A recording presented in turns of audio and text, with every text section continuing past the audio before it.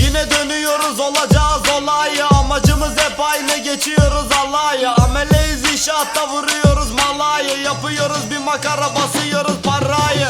Bir de manitayla bulamıyoruz arayı. Ben ondan fakirim, hala ödemeli arayı. Anlamıyorum ki nasıl o sıfata bakayım. Görünmemek için söyle nerelere kaçayım. Nişantaşı, Bebek, Ortaköy, Taksim. Ak gecelere hadi çevir bir taksi. Gece muazzam, sabah bayan aksi. Tart bir 100 gram, var mı terazi? Hep bize ters o bu hayaller tabi. Amelesin koçumla neyine terazi? Gerek sana bayan üste feracesi. Neyine taş bebek sarışın esmeri? Vur bana der, vur vur bana. Çünkü Türkiye tapıyor Kerimcan'a.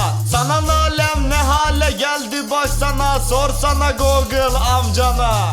Tweet bekleyen, manita dikizleyen, bir de abaza gibi izleyenler. Hadi like bana like bebeğim, takibe takip diyor Kamil'im. Zorlama abisi amelesin, gelmez sana sarışını esmeri. Neyine Taksim, Ortaköy bebeği, ıstakoz neyine ye kol böreği. Gece gündüz yemişsin ıspanak, hep düz duvara mı tırmanak? Zorlama abisi amelesin, gelmez sana sarışını esmeri.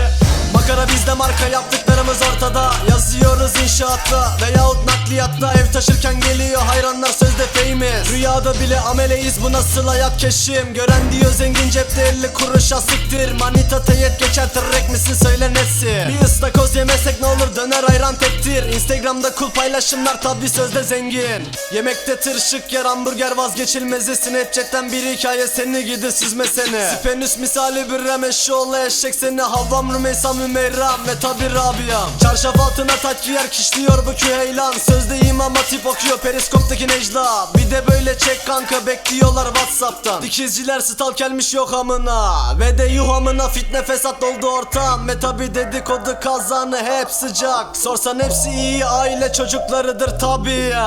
Abi ben amele falan değilim ya.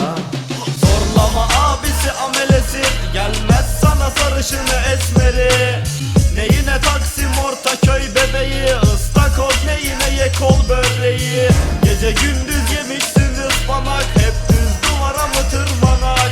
Zorlama abisi amelesin, gelmez sana sarışını esmeri.